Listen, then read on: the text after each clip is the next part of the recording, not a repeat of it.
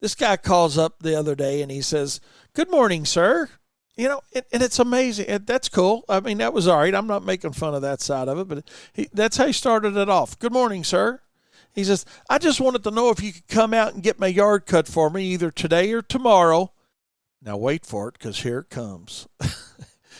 And I'll start it over, but here it comes. "I just wanted to know if you could come out today or tomorrow. And if the job's good enough, I'll let you come out every 2 weeks and continue doing it through the season." If the job's good enough, I'll let you come out every 2 weeks and continue doing it through the season. Well, I am just here to tell you one thing. And this is exactly what I told the guy. "I appreciate you calling us, sir. But number one, we don't do bi-weekly mowings." "Well, what do you mean you don't do bi-weekly mowings?" "Well, because I got tired of starving to death, That's why we don't do bi-weekly mowings." No, I didn't tell him that.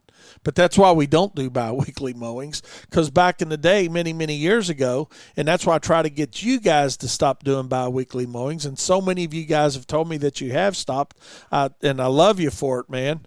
And you ought to love yourself for it, because you see how it frees up the time, and your scheduling's easier, your mowing's easier, you're more profitable, But I told the guy we don't offer bi-weekly mowing. But secondly, and I think this is the most important thing of this whole conversation as a takeaway, is I told him, I said, "Sir, with all due respect, our apprenticeship is over.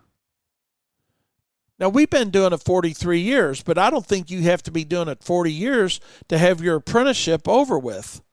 I think, a year or two is plenty of time to understand that you know how to mow a lawn pretty well. Or you know how to put mulch down pretty well. You're still learning a lot of the business side of it. But within that kind of time frame, you don't need it, what I call a test mow, right? And I think it's insulting when somebody says, "Well, and if I like it, I'll hire you." No, you're going to sign a contract with us before we ever come out the first time, because we know we're going to do the job right. Talk about pride, right? You got pride, you got confidence in yourself. And I can hear some of you guys out there saying, "Wayne, it's beginning to sound a little bit like arrogance." Okay, well, I'll agree. There is a fine line between confidence and arrogance.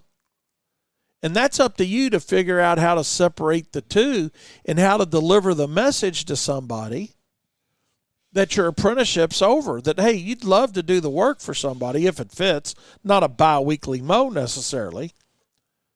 But how many times don't you hear that? If you do a good job, and you say, "Well, I've never heard it in my life." Well, you hadn't been in business long enough. Or, but it happens. It happens. It ain't just happening to us.